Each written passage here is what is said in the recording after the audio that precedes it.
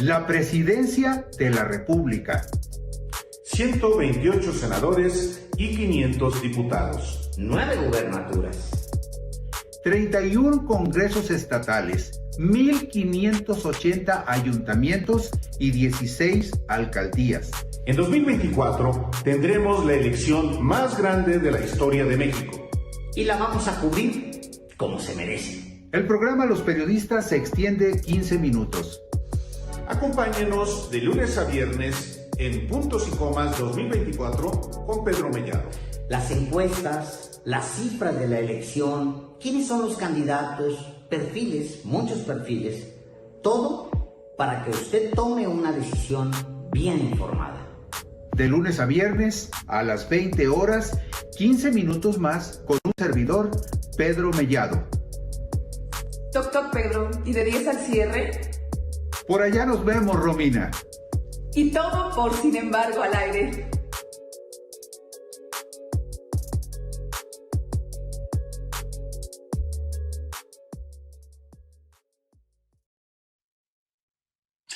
¿Qué tal? Muy buenas noches. Nos da mucho gusto que nos acompañe en Puntos y Coma en esta nueva temporada que iniciamos hoy, de lunes a viernes, de 8 a 8:15 de la noche, con información que esperamos sea sólida, útil, que ilustre lo que está sucediendo en el mundo real con respecto a los procesos electorales. Y como comentaba hace un momento con Álvaro Delgado, esta es la elección más grande que se va a realizar en nuestro país en los últimos tiempos, la más grande, por supuesto, de la historia. En el 2018, ustedes recordarán, se votó por presidente de la República, 9 gobernadores, 500 diputados, 300 de mayoría, 200 de representación proporcional, 128 senadores, como se hace cada 6 años, y además por 585 diputados locales de diferentes entidades del país.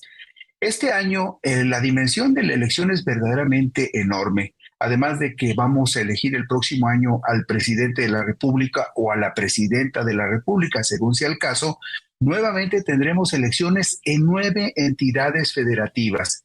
Nuevamente tendremos la oportunidad de elegir 300 diputados de mayoría relativa. Usted sabe que el país está dividido en 300 pequeñas circunscripciones electorales, cada una de ellas más o menos con alrededor de 300,000 ciudadanos que pueden votar, y cada una de esos distritos son los 300 distritos uninominales donde se eligen los diputados por el principio de mayoría relativa. Es decir, usted va a la urna y vota por el diputado local o federal que le parezca más apropiado para sus necesidades e intereses, pero además también se vota por otros 200 diputados federales que se eligen en 5 regiones diferentes, que más adelante le iremos explicando cómo funcionan y qué entidades las integran y cómo estas 5 regiones permiten que a través de ellas se decida cómo se reparten esos 40 diputados de representación proporcional en cada una de las 5 regiones hasta el conjunto total de 200 diputados plurinominales.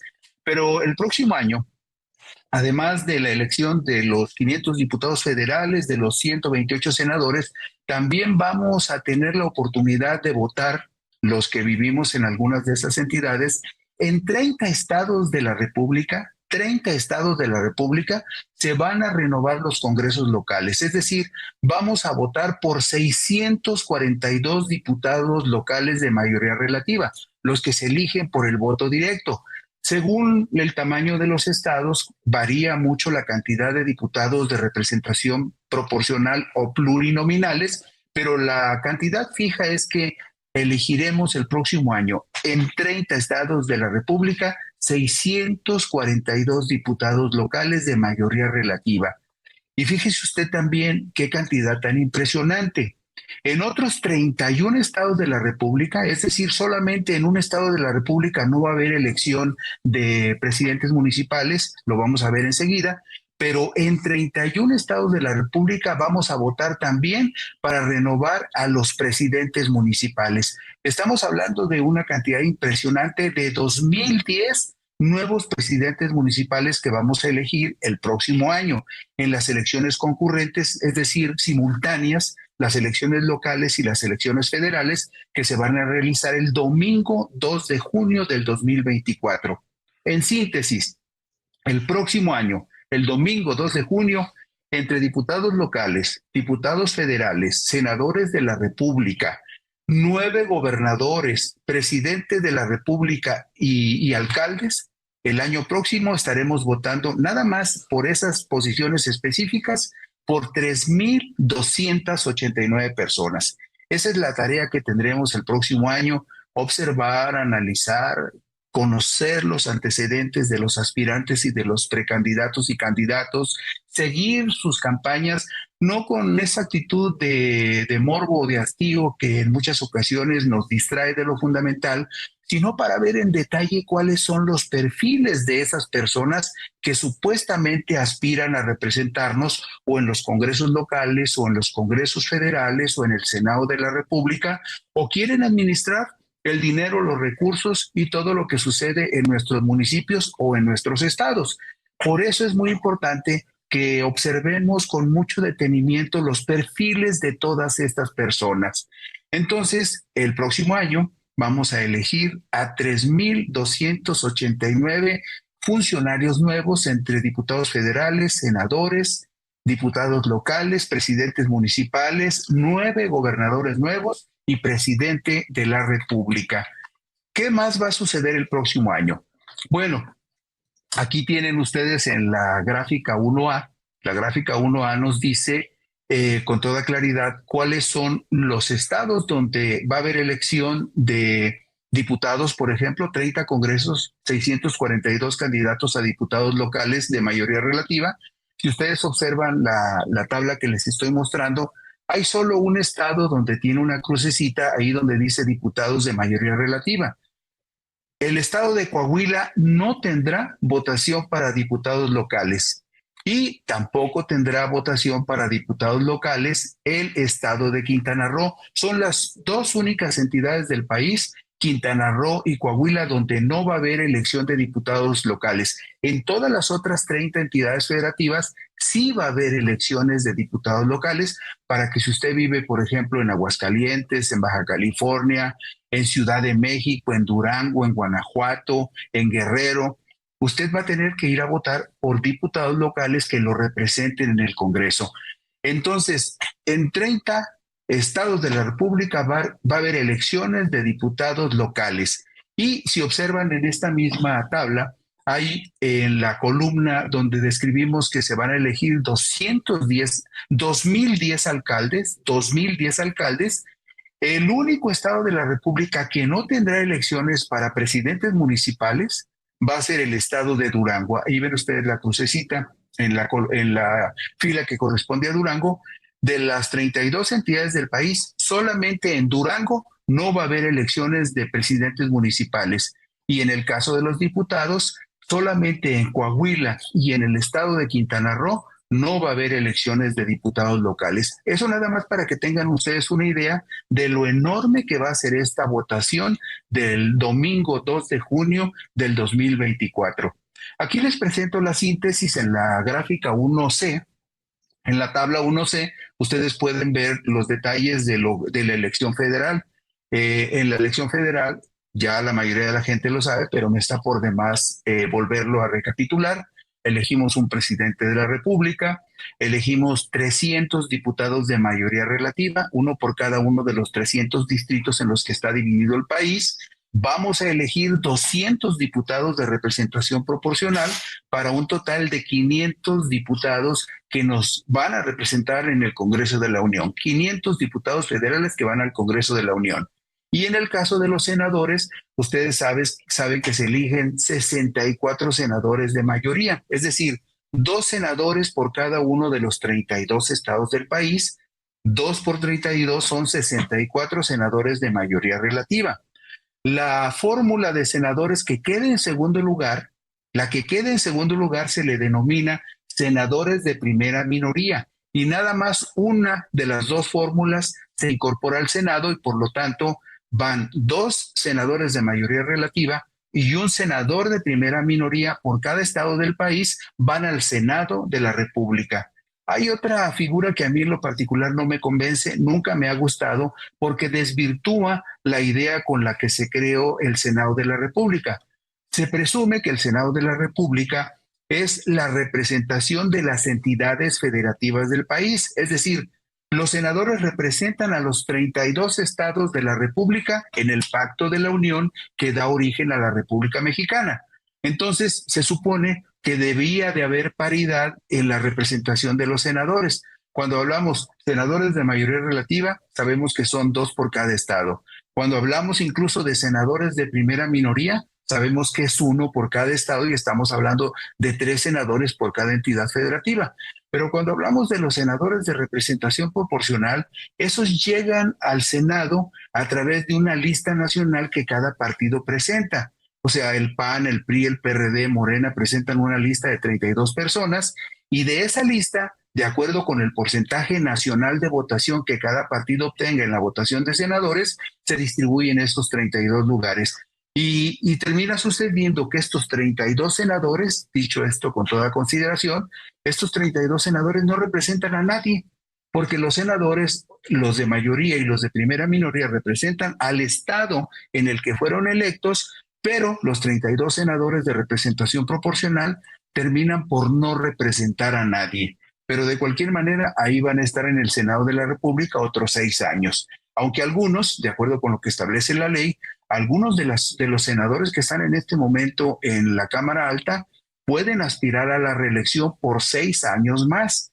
Imagínese usted, si el senador de su estado no ha servido para nada, no ha hecho nada en favor de su estado y todavía se atreve a buscar la reelección, con tan mala suerte que a lo mejor un mal senador se va a disparar otros 6 años en la Cámara Alta, donde supongo yo que las siestas deben de ser muy agradables, muy reconfortantes y muy cómodas, porque la mayoría de los senadores no hacen algo digno de reconocimiento. En síntesis, ya haciendo el recuento de todas las posiciones que van a estar en juego en el ámbito estatal y en el ámbito federal, estamos hablando de que el próximo año habremos de elegir en el país 3,289 nuevos funcionarios presuntamente representantes populares o personas electas por el pueblo en el caso, por ejemplo, de los que aspiran a ser gobernadores. Pero nada más así de pasadita para que usted lo vea en colores, la gráfica número 2, esta tabla número 2 y la 3, en los colores va a ver usted la presencia abrumadora del partido Morena por una sola razón. Esas franjas anaranjadas que usted ve en esta tabla, que son nada más 2, una corresponde a Jalisco y otra corresponde a Nuevo León, son los 2 únicos estados del país que gobierna el partido Movimiento Ciudadano. Aquí mismo en esta tabla número 2 usted ve 2 franjas azules, la que corresponde al estado de Guanajuato y al estado de Chihuahua, pero si pasamos a la siguiente tabla, que es la número 3, nos vamos a dar cuenta que en esa tabla número 3 hay solamente 2 franjas azules, 3 franjas azules que corresponden a Querétaro, Yucatán y Aguascalientes. Querétaro, Yucatán, Aguascalientes y las 2 franjas que están en la anterior tabla que corresponden a Guanajuato y Chihuahua son los 5 estados que actualmente gobierna el Partido Acción Nacional. Las 2 hileras en color naranja que vimos en la tabla anterior corresponden a Movimiento Ciudadano y esa franjita verde que está usted viendo allí y la que está viendo ahora en la parte inferior de su pantalla, esa franjita verde corresponde al estado de Coahuila y la que ahora estamos viendo corresponde al estado de Durango, que son las 2 únicas entidades que gobierna el Partido Revolucionario Institucional. Ahora que usted ve así visualmente, que visualmente puede medir cómo está la nueva configuración política electoral del país, usted podrá explicarse por qué la fuerza y la potencia que tiene Morena rumbo a las elecciones del próximo año. ¿Por qué? Pues porque estas 2 tablas nos muestran con toda claridad la abrumadora presencia de Morena en 23 gubernaturas del país. Hay 21 diputaciones que Morena tiene de manera directa, otra la tiene su aliado el Partido Verde y el Partido del Trabajo en el estado de San Luis, y otra gubernatura la tiene a través del Partido Encuentro Social en el estado de Cuernavaca. Esto significa que Morena está gobernando en este momento 23 estados de la República contra solamente 5 estados que gobierna el PAN 2 que gobierna Movimiento Ciudadano y solo 2 que gobierna el Partido Revolucionario Institucional. Y me voy a recorrer un poquito hacia adelante para que podamos ver qué significa todo esto. En la gráfica número 7 que vamos a compartir con ustedes, la gráfica número 7 nos dice algo que es muy, pero muy interesante, porque ya una vez conciliados los números de la reciente elección del 4 de junio, fíjese usted el significado que tiene esto. De la población total del país, de la población de los 23 estados del país que van a tener gobiernos de Morena y de sus aliados, 23 estados, esto significa que Morena y sus aliados van a estar gobernando sobre 89 millones de mexicanos. Morena y sus aliados van a gobernar a 89 millones de mexicanos que representan el 71% de la población total del país. En eso radica la influencia y la fuerza territorial y política electoral de Morena. 89 millones de mexicanos tienen gobiernos de Morena y representan el 71.37% de la población total del país. Pero, fíjense ustedes, si nos vamos a lo que representan electoralmente estos 23 estados, si nos vamos a la lista nominal de electores, el último corte que yo considero es el del viernes 19 de mayo del 2023. Hasta el viernes 19 de mayo del 2023 había en la lista nominal 95 millones de personas que tienen credencial para votar. Ahí lo están viendo ustedes en pantalla. Bueno, pues el asunto es el siguiente. Los 23 estados que gobierna Morena y sus aliados, en esos 23 estados que ellos gobiernan, hay 68, casi 69 millones de personas que pueden ir a votar porque ya tienen su credencial de elector. Es decir, fíjese qué impresionante. El 72.80% de las personas de este país que pueden ir a votar van a estar este año bajo gobiernos y bajo administraciones del partido Morena. Eso es la conclusión de lo relevante que fue la elección del pasado 4 de junio, donde el PRI y sus aliados perdieron el Estado de México. Mañana seguiremos desmenuzando otros datos sobre las consecuencias de lo que sucedió el domingo 4 de junio y estamos seguros que esos números, esa información puede serle muy útil para que usted vaya viendo cómo se perfila el panorama electoral para el 2024. Y aquí le cortamos porque ya fueron muchos números, pero son números que es importante que usted sepa, que usted reflexione, para que usted se dé una idea muy clara. Ahora sí, que sobre las estadísticas se pueden hacer muchas interpretaciones, pero 89 millones gobernados por Morena no se pueden cambiar, ni 69 millones de personas que tienen credencial para votar, que están en este momento de alguna forma administrados por gobiernos de Morena, que indudablemente van a tener influencia territorial, influencia política y influencia electoral para que se va a reflejar de alguna manera en los comicios del domingo 2 de junio del próximo año. Y con eso concluimos esta breve sección de puntos y comas. Mañana, si nos da usted su atención nuevamente, por aquí nos encontraremos con mucho gusto. Buenas noches.